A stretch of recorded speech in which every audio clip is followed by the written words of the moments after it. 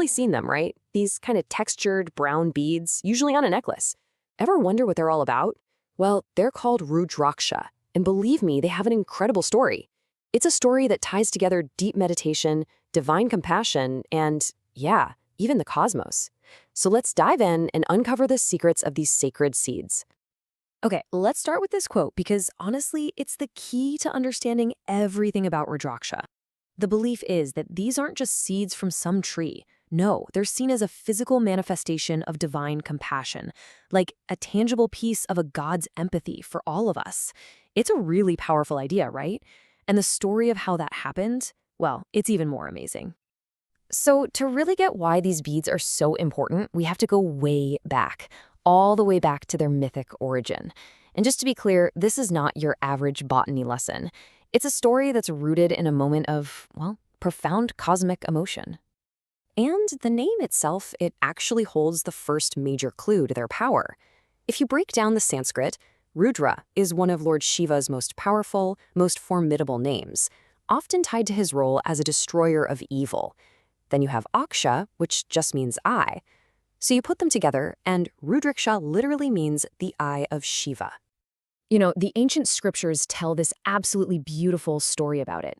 The legend goes that Lord Shiva was in this deep, deep meditation for like 1,000 years, all for the well-being of every living creature. And when he finally opened his eyes, he was just so completely overwhelmed with compassion for all the suffering in the world that a single tear fell from his eye. And right there, on the spot where that divine tear landed, that's where the very first Rudraksha tree is said to have grown. So the seeds from that first tree, they become the beads we see today. But have you ever noticed how there are almost always 108 of them on a meditation string, or what's called a mala? Why the 108? Well, that number is super sacred in a lot of Eastern philosophies. It has this huge cosmic significance. Like, for example, the diameter of the sun is about 108 times the diameter of the earth. Kind of cool, right? So it's used in what's called japa meditation. That's where you repeat a mantra 108 times and use each bead to keep count and stay focused.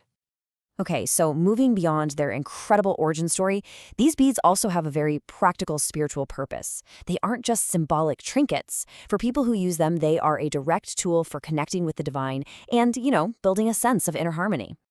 I mean, when you look at foundational texts like the Shiva Purana, the list of benefits is, wow, it's really something.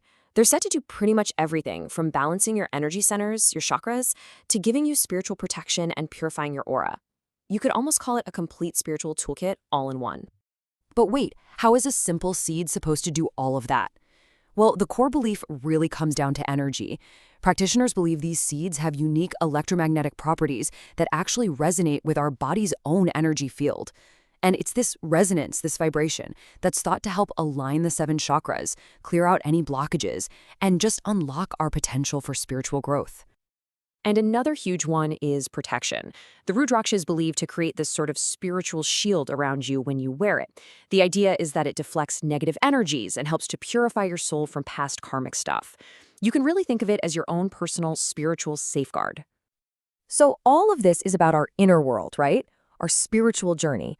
But that's really only half the story, which leads to a really fascinating question. How does a seed, something that comes from the earth, connect us to the planets and the stars? And that's where we get into the astrological side of things, which is just fascinating. In Vedic Jyotish, that's the traditional Hindu system of astrology, these Rudraksha beads are used as really powerful tools to help harmonize the influence that the planets have on our lives. So the main idea here is all about cosmic balance. The thinking is that certain planetary positions can create challenges for us, right? Well, the beads are believed to kind of soften those negative effects, say from a malefic or difficult planet.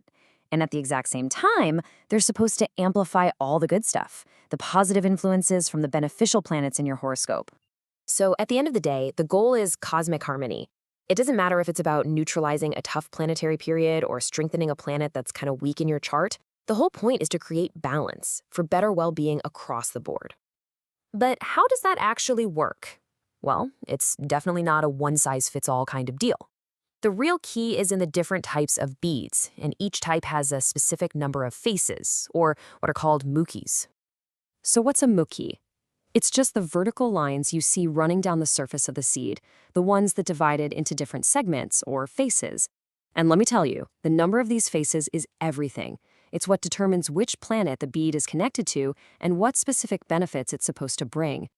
And this is where it all clicks into place. You can think of each bead as a specific prescription for a planetary influence. For example, a 1-mukhi bead, that's tied to the sun, and it's believed to boost your leadership skills. A 2-mukhi bead connects to the moon, helping with emotional harmony. Looking for more wisdom? That'd be the 5-mukhi bead, which is linked to Jupiter. See, each one targets a very specific cosmic energy.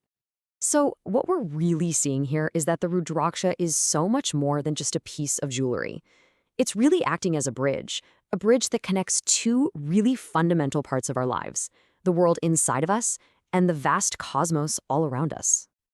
And if there's one big takeaway, it's this. The Rudraksha Mala is basically a tool that's designed to work on two fronts at the same time.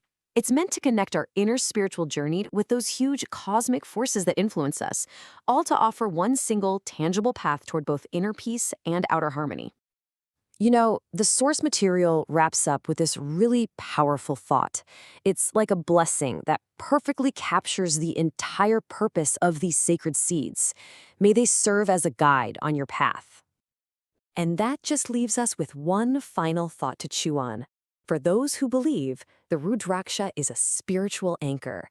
And it really makes you think, what anchors your journey?